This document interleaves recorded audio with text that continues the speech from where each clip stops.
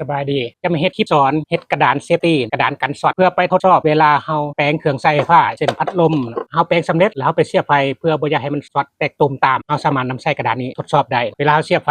มันหุงปกติต่อให้เฮาเอาอันนี้ไปแย่มันก็ยังบ่ช็อตถ้าว่าเป็นกระดานทั่วไปนี่บอกเลยว่าถ้าเบรกเกอร์บ่ละลายไฟแตกตุ่มตามเลยก่อนไปเบิ่งอย่าลืม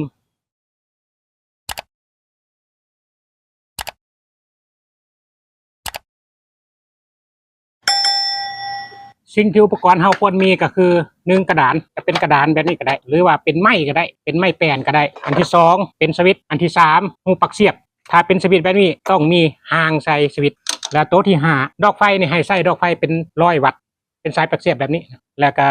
หัวต่อดอกไฟเป็นแบบใดก็ได้หรือเป็นแบบนี้แข็งดีเพราะว่ามันจะมีหูให้เฮายึดติดกับกระดาษเลยแล้วเฮามาเบิ่งวิธีประกอบก่อนอื่นเฮาไปเบิ่งแผนวาดโครงสร้างของมันก่อนถ้าเฮาวาดโครงสร้างมันจะเป็นนี่เนี่ยดอกไฟฟ้าสวิตช์ไฟส่วนนี้หูปลั๊กเสียบแล้วก็มีสายปลั๊กเสียบในเวลาต่อเนาะหัวของดอกไฟเนี่ยมันจะมี2ส่วนแบบนี้ส่วนหนึ่งให้มาต่อเข้าปลั๊กเสียบเบิกหนึ่งตัวนี้ส่วนหนึ่งให้มาต่อเข้าสวิตช์แบบนี้สวิตช์มันจะมีหูตัวหนึ่งที่นี่เนาะอันนี้สายไฟเส้นที่1ต่อเข้าสวิตช์ต่อเข้าหูนี้สายไฟเส้นที่2มาต่อเข้าปลั๊กเสียบหูปลั๊กเสียบส่วนตัวนี้อันนี้เขาก็ได้แล้วโครงห่างมันมีเท่านี้บ่ได้หลายแล้วเรามาเบิ่งการประกอบตัวจริงเมื่อเขาได้อันนี้มาเขาก็ต้องเจาะก่อนเพื่อให้เอาตัวนี้เข้าใส่เอาตัวนี้ลงใส่แบบนี้เพื่อให้เอาตัวนี้ใส่ลงใส่แบบนี้หรือถ้าทานได้บ่มีก็เอาหูปลั๊กเสียบธรรมดาสวิตช์ธรรมดามาเฮ็ดก็ได้ก็ต่อแบบเดียวกันหลังจากเขาได้มาแล้วเขาก็ประกอบเข้าเลย NL อันนี้ใช้ NCL ได้หมดเข้าเบิ่งได้ก็ได้หลังจากเขาประกอบเขาแล้วเขาก็ซุบเขานี่แล้วก็เอาน็อตมาจับส่วนหัวดอกไฟเขาต่อ2 เส้นไว้ในนี้เนาะแล้วเจาะหูลงสายไฟแล้วก็เอาน็อตใส่ตัวนี้เนาะหลังจากเขาประกอบแล้วเนาะก็มาต่อสายเขาเลยอันนี้คือสายไฟเนี่ย2 สายตัวนี้สายไฟเส้นหนึ่งมานี่อันนี้เส้นหนึ่งนี่อันนี้เส้นหนึ่งมานี่เส้นหนึ่งให้มาต่อเข้าหูสวิตช์นี่ต่อเข้าไปเลยเส้นหนึ่งเข้ามาต่อเสียบต่อเข้าหูปลั๊กเสียบนี่ทีนี้เขาก็ได้แล้วเนาะ2 สายปลั๊กเสียบนี่มันมี2 เส้น เส้นหนึ่ง